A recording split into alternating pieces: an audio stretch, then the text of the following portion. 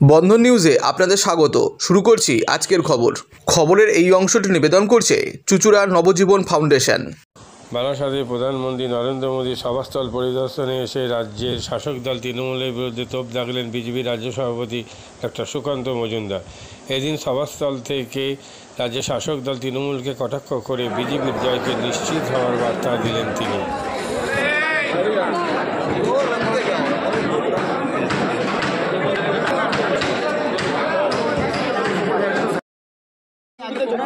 কালকে মাননীয় প্রধানমন্ত্রী আসছেন। প্রথমে উনি সরকারি প্রোগ্রামে অংশগ্রহণ করবেন। রেলের যে প্রোগ্রাম আছে উনি সেই রেলের প্রোগ্রামে অংশগ্রহণ করার পর তারপরে উনি এই প্রোগ্রামে আসবেন। এখানে মহিলাদেরকে নিয়ে যে সভা, সেই সভাকে উনি সম্বোধিত করবেন। রেলের যে প্রোগ্রাম, সেই প্রোগ্রাম এসপ্ল্যানেড যে মেট্রো স্টেশন, সেই এসপ্ল্যানেড মেট্রো স্টেশনের ভেতরে হবে এবং সেখানে রেলের বিভিন্ন কর্মচারী এবং অন্যান্য যারা আছেন তাদের উপস্থিতিতেই প্রোগ্রাম। এই যে শেখ শাহজাহানকে চার্জশিট দেওয়া হয়েছে, যেখানে বিচারপতি গাঙ্গুলি বলেছেন বিজেপিতে যোগদান করবেন 7 তারিখ এখনো পর্যন্ত ঠিক হয়ে আছে, উনি বিজেপিতে যোগদান করবেন। আমাদের সাথে অনেকদিন ধরে কথা চলছে। মাননীয় বিচারপতি উনি কবে থেকে ইস্তফা দেবেন, ইস্তফা দেবার পরে আমরা যোগাযোগ করেছি, ইস্তফা দেবেন বলার পরে আমরা যোগাযোগ করি এবং উনি আগ্রহ প্রকাশ করেছিলেন যে বিজেপির হয়ে কাজ করবেন, নরেন্দ্র মোদীর সৈনিক হয়ে কাজ করছেন, সেজন্য বিজেপিতে স্বাগত। আমি আগেও বলেছিলাম যে ওনার মতো ব্যক্তি, নিষ্ঠাবাদ সৎ ব্যক্তি যদি রাজনীতিতে আসেন তাহলে রাজনীতির মঙ্গল, রাজনীতি ভালো হয়। পথ কেন্দ্র নির্বাচন কমিশন নিয়েছে, এই যে কড়া পদক্ষেপ, এই ধরনের কড়া পদক্ষেপ, এই ধরনের কড়া বার্তা আমরা চাই। পরিষ্কার বলছি যে নির্বাচন কমিশন যেটা বলেছে, আমাদের কাছে খবর আছে যে পোস্ট পোল ভায়োলেন্স হোক, ভোটের সময় ভায়োলেন্স হোক, ভোটের আগের ভায়োলেন্স হোক, এই সব দায় রাজ্যের প্রশাসনকে নিতে হবে। অত্যন্ত গুরুত্বপূর্ণ বক্তব্য, এটা হওয়া উচিত ছিল। ভায়োলেন্স হবে, মানুষ মারা যাবে কয়েকশো, আর কেউ দায়িত্ব নেবে না, এটা চলতে পারে না। এবং আজকে নির্বাচন কমিশন গতকাল এবং আজ মিলে যে ফুল বেঞ্চ যে বক্তব্য রেখেছে নির্বাচন কমিশনের, আমরা এই বক্তব্যকে আমরা স্বাগত জানাচ্ছি। Someone should be responsible. একটা জেলাতে ভায়োলেন্স হচ্ছে, পোস্ট পোল ভায়োলেন্স হচ্ছে বা প্রি পোল ভায়োলেন্স হচ্ছে, ভোটের আগে ভোটের পরে 5টা মানুষ মারা গেল, কেউ দায়ী নয়, এটা হতে পারে, কেউ না কেউ তো দায়ী। সেই দায়ীটাকে জেলার এসপি এবং জেলার ডিএমকে দায়ভার নিতে হবে এবং আজকে নির্বাচন কমিশন সেই কথাই বলছে। আমি বহুদিন ধরে এই গলা ফাটিয়েছি যে দায়ভার কারো ঠিক হওয়া উচিত, যে কে দায়ী। একটা ক্রাইম যদি হয়, অপদার্থতা যদি আসে প্রশাসনে, তাহলে সেই অপদার্থতার জন্য দায়ীটাকে। আজকে নির্বাচন কমিশন, কেন্দ্র নির্বাচন কমিশন যে সিদ্ধান্ত নিয়েছে, এই সিদ্ধান্তের ফলে আমার মনে হয় পোস্ট পোল ভায়োলেন্স হবে। মমতা বলছে মমতা গ্যারান্টি, 13 বছর পর মমতা বন্দ্যোপাধ্যায় বলছে মমতা বন্দ্যোপাধ্যায় গ্যারান্টি। দেখুন, মোদি রাজনীতিতে এমন একটি নামে পরিণত হয়েছে না, তার দেখানো পথে সবাইকে চলতে হয়। তো সেটা মোদি যখন গ্যারান্টি দেখাচ্ছে, মমতা ব্যানার্জিও গ্যারান্টি দেখাবে, কিন্তু মোদির গ্যারান্টি হচ্ছে অরিজিনাল গ্যারান্টি, আর মমতা বন্দ্যোপাধ্যায়ের গ্যারান্টি হচ্ছে সারদার গ্যারান্টি। 5 বছরে ডবল হবে, ডবলের টাকা আর পাবেন না।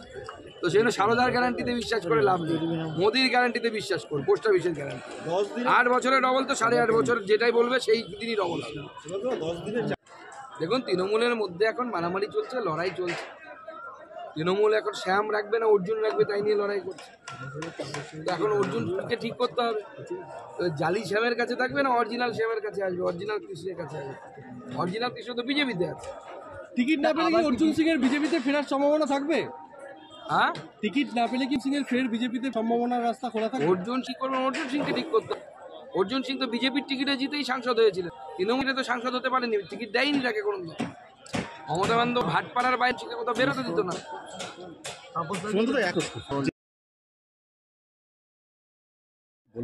দেখুন, এই ঘটনা আরও একবার মনে রাখবেন, কেন তৃণমূল কংগ্রেসের ভাইপো আমেরিকা যান বা যেখানেই যান, দুবাই হয়ে কেন, দুবাই খানটা বাইরের কেন আসে? আর এই যে সব কিছু বিদেশের সাথে কেন জড়িত? বান্ধবী হলে রাশিয়ান বান্ধবী, টাকা রাখতে দুবাই, বিদেশ গিয়ে কিছু ভাবছে, এগুলো বুঝে পাচ্ছি না আমরা। চট্টোপাধ্যায় ভুল করে বান্ধবীর খাটের তলায় মাল ধরেন।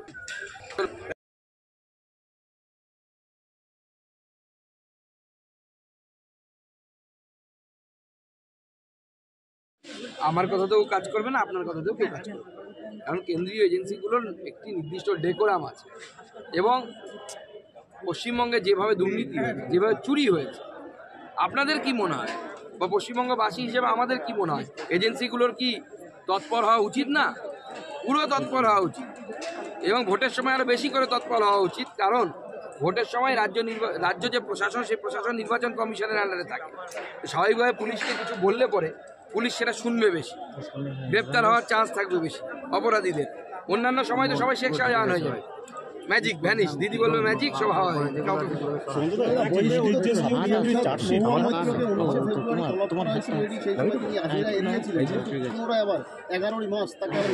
না। না, তলব করাই উচিত। তো আজকে তো আমরা দেখতে পাচ্ছি উনি সাংসদ পদ চলে যাওয়ার পরও গাড়ির ছবি পাচ্ছি, যে ভিডিও পাচ্ছি, নীল বাতি নিয়ে ঘুরে বেড়াচ্ছে মহুয়া ম্যাডাম, ঘুরে তার একটা রেকর্ডিং আমার কাছে এসে পৌঁছেছে। বলছে যেভাবেই হোক জিততে হবে। 10-11 তারিখ মমতা বন্দ্যোপাধ্যায় প্রার্থী তালিকা ঘোষণা করবে, সেখানে বলে দিচ্ছেন উনি যে প্রশাসনকে ব্যবহার করে যেমন করে হোক জিততে হবে। তার নেতাদেরকে ভাষণে বলছেন, আমার রেকর্ডিং আছে, আমি একটু পরে সেই রেকর্ডিং ছাড়বো আপনাদের। তো এই যদি এর মানসিকতা হয়, একে তো অবশ্যই তলব কিসে, একে একদম জেলের ভেতরে ঢোকানো উচিত এই ধরনের কাজ যারা করে। ব্যারাকপুরে অর্জুন নির্দেশ হয়েছে যে সিবিআই এর তদন্তের, এবং আজকে 4:30-র মধ্যে সিবিআই এর হস্তান্তর করতে হবে বলে দিয়েছে, কি বলবেন? দেখুন, প্রথম কথা হচ্ছে আদালতের এই রায়কে আমরা স্বাগত জানাচ্ছি। আদালতের এই রায়, বিশেষ করে কলকাতা হাইকোর্টের মহামান্য আদালতের এই রায় আরও একবার চোখে আঙুল দিয়ে দেখিয়ে দিল যে বিচার ব্যবস্থার মমতা বন্দ্যোপাধ্যায়ের প্রশাসনের প্রতি বিন্দুমাত্র কোনো বিশ্বাস নেই। সেই জন্য কেন্দ্রীয় সংস্থার হাতে, অর্থাৎ সিবিআইয়ের হাতে বিকেল 4:30-র মধ্যে তুলে দেওয়ার কথা বলা হয়েছে। এবং আমার মনে হয় সিবিআইয়ের তদন্ত খুব ভালোভাবে করা উচিত। কারণ এই ব্যক্তি, যে ব্যক্তি একজন নটোরিয়াস ক্রিমিনাল, তাকে মমতা বন্দ্যোপাধ্যায়ের নেতা বানিয়েছে। এর বিরুদ্ধে নারী পাচার, গরু পাচার, রোহিঙ্গাদের নিয়ে এসে বসানো থেকে শুরু করে মহিলাদের উপর অত্যাচার, জমি হাঙরের রূপান্তরিত হওয়া, অর্থাৎ জমি দখল করে নেওয়া, আদিবাসীদের জমি দখল করে নেওয়া, এই সমস্ত বিষয়ে তদন্ত হওয়া উচিত। শুধু তাই নয়, কয়েক বছর আগে আমাদের 3 জন কর্মীকে হত্যা করা হয়েছিল, এবং সেক্ষেত্রে এর হাত ছিল। তার মধ্যে সুকান্ত মণ্ডল থেকে শুরু করে আরও 2 জন ছিল, তাদের হত্যা করা হয়েছিল। একজনের খোঁজও পাওয়া যায়নি কী অবস্থায় আছে, চোখে গুলি করা হয়েছে। এই নৃশংস অত্যাচার শেখ শাহজাহানের নেতৃত্বে হতো। তাই এর তদন্ত খুব দ্রুততার সাথে হওয়া উচিত, এবং সিবিআইয়ের অত্যন্ত মেটিকুলাসলি এবং জুডিশিয়ালি এই তদন্ত করা উচিত। লোকসভার আগে উদ্বোধনের ধুম। এদিন সিঙ্গুর বিধানসভা, হরিপাল বিধানসভার অন্তর্গত বেশ কয়েকটি পঞ্চায়েত এলাকার কঠিন বর্জ্য মজুত করে রাখার কেন্দ্র উদ্বোধন হলো। এদিন এই কেন্দ্রগুলো কঠিন বর্জ্য মজুত করে রাখার উদ্বোধন করলেন হুগলির সিঙ্গুর বিধানসভার বিধায়ক তথা রাজ্যের কৃষি বিপণন দপ্তরের মন্ত্রী বেচারাম মান্না। এদিন অনুষ্ঠানে উপস্থিত ছিলেন হুগলি জেলা শাসক মুক্তা আর্য সহ জেলার প্রশাসনিক স্তরের শীর্ষ কর্তারা।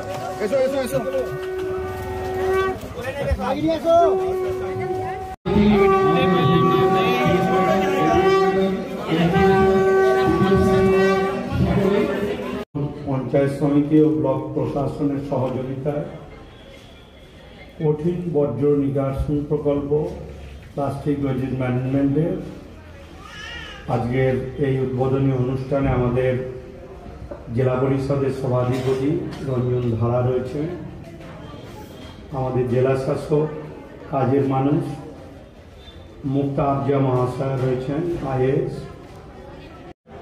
পরিবেশকে পরিচ্ছন্ন করা আমাদের রাষ্ট্রপুঞ্জ ইউনাইটেড নেশন 2015 সালে তারা 8টি দাবি সনদ পেশ করেছিলেন, যে দাবি সারা বিশ্বের দেশগুলোকে মেনে চলতে হবে। সেই দাবির 6 নম্বর ধারায় আছে পরিবেশকে পরিচ্ছন্ন করা এবং পানীয় জলের সুনিশ্চিত ব্যবস্থা করা। সেই জায়গায় দাঁড়িয়ে আমাদের রাজ্যের পঞ্চায়েত দপ্তরের মধ্য দিয়ে সলিড ওয়েস্ট ম্যানেজমেন্ট অর্থাৎ প্লাস্টিক আমাদের কাছে বিষময় বস্তু, এটা জেনে রাখতে হবে। আমরা গ্রামেতে বলি যে লোকটা পড়লো আর মারা গেল, আবার কেউ কেউ বলে যে লোকটা দৌড়তে দৌড়তে মারা গেল। এই প্লাস্টিক হচ্ছে দগ্ধে দগ্ধে মারা। মাদকাসক্ত যুবকদের জীবনের মূল স্রোতে ফিরিয়ে আনছে চুঁচুড়া নবজীবন ফাউন্ডেশন। আজ থেকে 7 বছর আগে পথ চলা শুরু হয়েছিল এই সংস্থার। হুগলি জেলা থেকে শুরু হয়েছিল নবজীবন ফাউন্ডেশনের কাজ। আজ গোটা উত্তর পূর্ব ভারতে ছড়িয়ে পড়েছে তার ব্যাপ্তি। জেলা ও রাজ্যের হাজার হাজার মাদকাসক্ত যুবকদের মানসিক ও শারীরিক চিকিৎসার মধ্যে দিয়ে সুস্থ জীবনের পথে ফিরিয়ে আনছে নবজীবন ফাউন্ডেশন। কী করে এই সংস্থাকে তিল তিল করে গড়ে তুলছেন বন্ধন নিউজ এর ক্যামেরার সামনে সে কথা বললেন সংস্থার কর্ণধার চন্দন দাস। দেখি ওটার মধ্যে কি আছে বা পাড়ার বড় দাদারা করছে, আমিও একটুখানি করি, ফিলিংসটা কি সেটা দেখতে যাই। এবং একটা সার্টেন টাইমের পর কি হয়, সেটা ফ্রিকোয়েন্সিটা তখন অনেক বেশি থাকে, গ্যাপ থাকে যখন শুরু করে। পরবর্তীকালে যখন নির্ভরশীল হয়ে পড়ে সেই একটা সাবস্টেন্সের উপর, তখন সেটা থেকে বেরোনোর জন্য সে নানা রকম চেষ্টা করে, কিন্তু তার ওয়ে আউটটা জানা নেই যে কোন রাস্তা দিয়ে গেলে নেশা থেকেও বিরত থেকে সুস্থ স্বাভাবিক জীবনযাপন করা যায়। তো আমি ভাবলাম যে শুধুমাত্র আমি সুস্থ স্বাভাবিক জীবনযাপন করলাম, আমার জীবনের সার্বিক উন্নতি হলো, বা আমার যেসব এম বা আমি জীবনে যে জিনিসগুলো করতে পারিনি সেগুলো আমি ফুলফিল করলাম, তাহলে তো শুধু আমার কথাই ভাবা হলো। তাহলে আমি এরকম কিছু কাজ করি যাতে আমার মতো আরও 5 জন আমার দ্বারা উপকৃত হয়। এবং একটা সার্টেন টাইমের পর যখন মানুষ চায় যে ফিরতে, অথচ তার কাছে রাস্তা থাকে না, তখন এই একটা WHO ওয়ার্ল্ড হেলথ অর্গানাইজেশন একটা প্রসিডিওর বার করেছে। সামগ্রী আর ঠান্ডা গরম পানীয়র জন্য বিশ্বমানের flask, micro oven, mixer grinder, induction সহ আধুনিক রান্নাঘরের সামগ্রী উৎপাদন সারা বিশ্বে আলোড়ন সৃষ্টি করেছে বড়সিল। পাশাপাশি বিশ্বমানের সোলার গ্লাস, যা সোলার সিস্টেমের অন্যতম সামগ্রী তৈরি করে, সারা বিশ্বে নজির গড়েছে বড়সিল। দেশের বাজারে পাশাপাশি বিশ্ববাজারেও সব প্রতিযোগী কোম্পানিকে পিছনে ফেলে এগিয়ে চলেছে ভারতের বড়সিল। রাজস্থানের বড়সিল কারখানায় 1200 মহিলার কর্মসংস্থান হয়েছে। প্রতিদিন রাজস্থানের প্রত্যন্ত গ্রাম থেকে ওই মহিলাদের গাড়ি করে কারখানায় নিয়ে আসে কারখানা কর্তৃপক্ষ। তারা বড়সিলের বিশ্বমানের প্লেটের ডিজাইনে কাজ করে।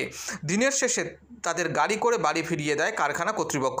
কর্মসংস্থানের এই বেনজির দৃষ্টান্তের জন্য বড়সিল কোম্পানিকে কুর্নিশ জানায় ভারতবাসী।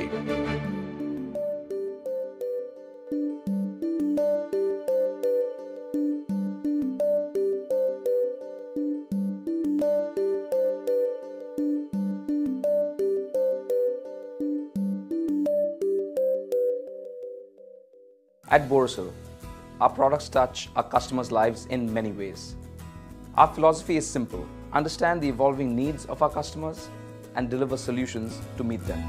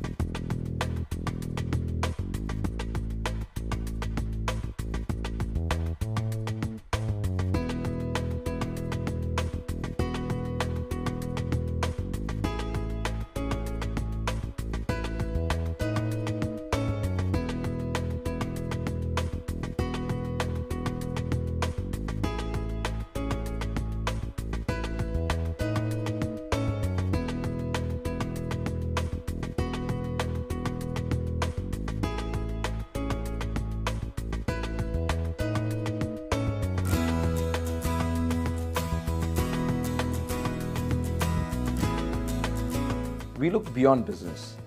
We promote green energy as well as provide healthcare and education for the underprivileged. In fact, this has been our heritage at Borosil.